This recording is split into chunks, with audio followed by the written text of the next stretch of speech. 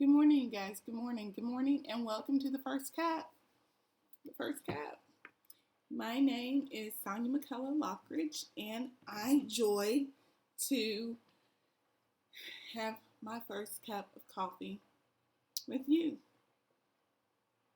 most mornings here on the First Cup. And on Sundays, we have another channel which we have dedicated, and it is titled The Good News Sunday Show. Oh, that coffee is piping hot. Now, what we do here on the First Cup, though, is we talk about what I'm reading. What I am reading, and I'm currently reading The Friendship of Women. The Friendship of Women. This particular book is in its second publishing. And today, in The Friendship of Women, Dee is talking about the friendship of Jonathan and David. David and Jonathan's friendship in the biblical text. So that is what Dee is focusing on. In chapter 8 of The Friendship of Women, we will conclude the reading of this particular work on Friday the 11th. We will conclude this reading on Friday the 11th day of March. And on Saturday, next Saturday, we will start a brand new book. A brand new book.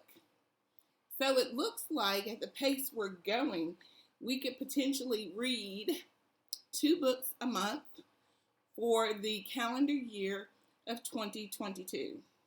2 books a month. So I may go ahead and select those 2 books for us and let you know about those, maybe or maybe not, on Saturday.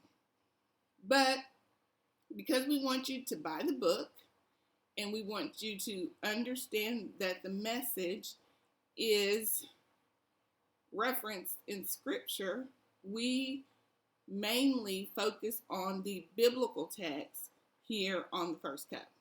We mainly focus on the biblical text here on the First Cup. And this is a way for me to come to you every day. And I enjoy to do that. So today, our first biblical reference in the book of Samuel is Samuel 17:5. Is it Samuel 17:5? Well, I think it's 17:5. Let's just look and see. Samuel 17, chapter 17, verse 5. And Dee is mainly sharing about the relationship between Jonathan and David. Jonathan, of course, being the son of Saul. So, verse 5. Looks like 5. He had a helmet of bronze on his head, and he was armed with a coat of mail, and the weight of the coat was 5,000 shekels of bronze. And he had a bronze armor on his leg, and a javelin of bronze slung between his shoulders. The shaft of his spear was like a weaver's beam, and his spear's head weighed 600 shekels of iron, and his shield bearer went before him. So let's jump back and read 4. And there came out from the camp of the Philistines a champion named Goliath of Gath, whose height was 6 cubits and a span. So all that I just read to you was about Goliath. Okay? It's all about Goliath. That whole little portion of text is giving us an accurate understanding of what Goliath looked like. I don't know about my hair this morning, but we're on here, so this is it.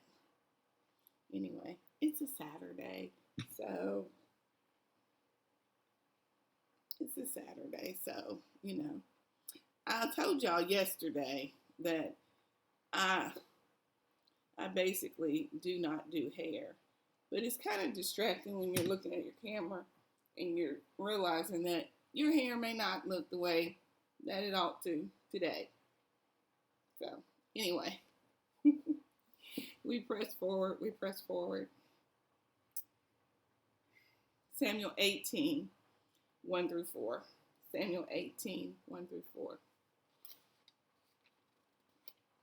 Samuel 18, 1 through 4.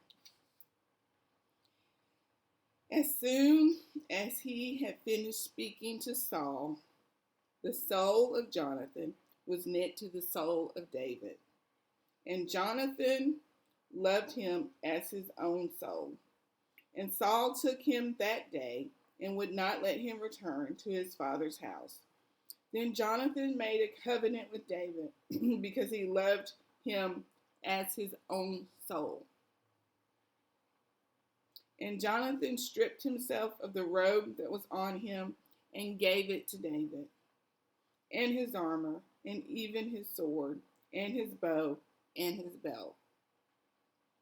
And David went out and was successful wherever Saul sent him, so that Saul set him over the men of war, and this was good in the sight of all the people, and also in the sight of Saul's servants. So this portion of the text tells us somewhat about the feelings that Jonathan had for David as his friend, as his covenant friend.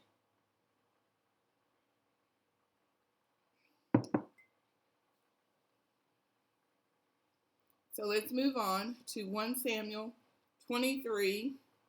1 Samuel 23, and we're going to read a little bit more. 1 Samuel 23.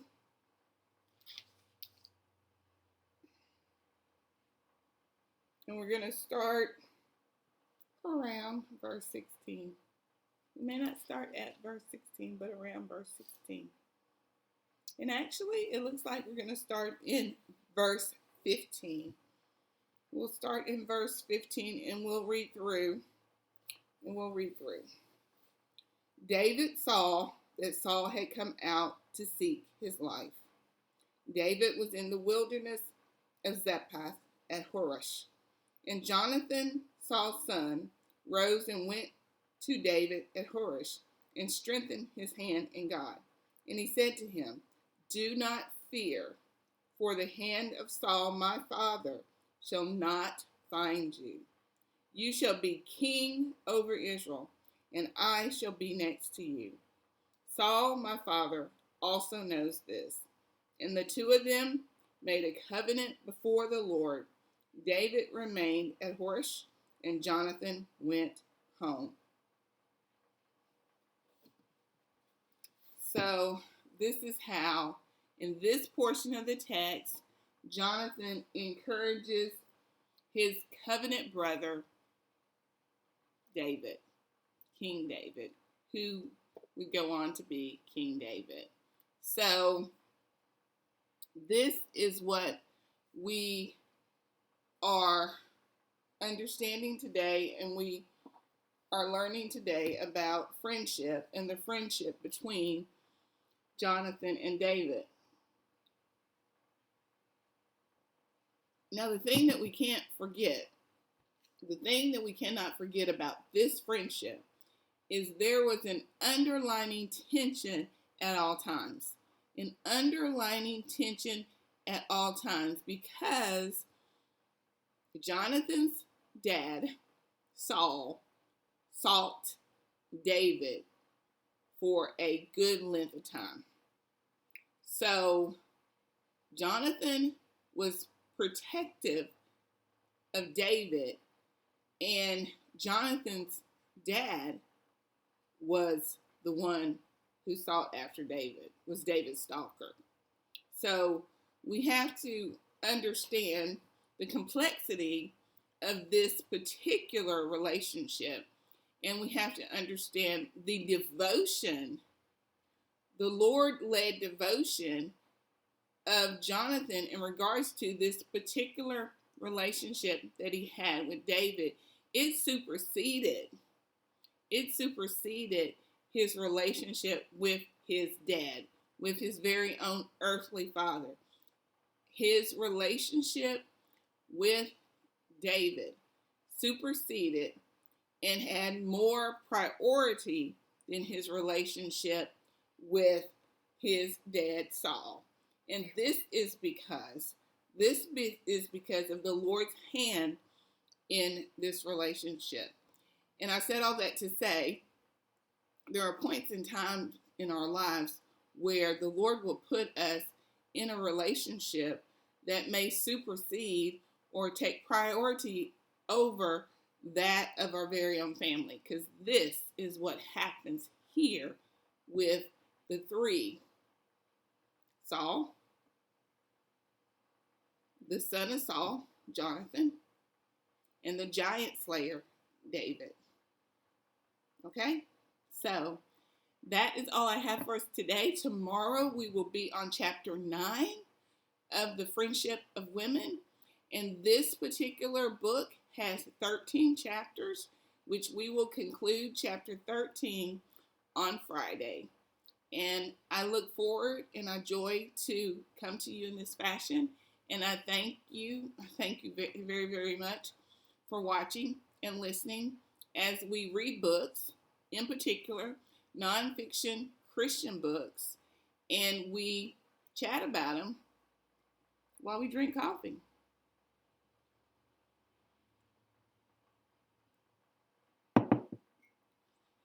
And this coffee is really tasty. I just made it this morning, and it's like right at 8 o'clock on a Saturday morning. And thank you for joining me. And I hope and pray that you have a blessed day in the Lord on this very day. On this very day, may the Lord bless you and keep you in his love. This is Sonia signing out for the First Cup. Join us tomorrow for the, I forgot the name of it. The Importance of Prayer study. We are studying biblical prayer on the Good News Sunday show, for the balance of this calendar year. We are studying the importance of prayer on the Good News Sunday show for the balance of this calendar year. And so that therein is titled The Importance of Prayer Study. The Importance of Prayer Study, which I have kind of boxed in as tips. Thank you so much, and be blessed.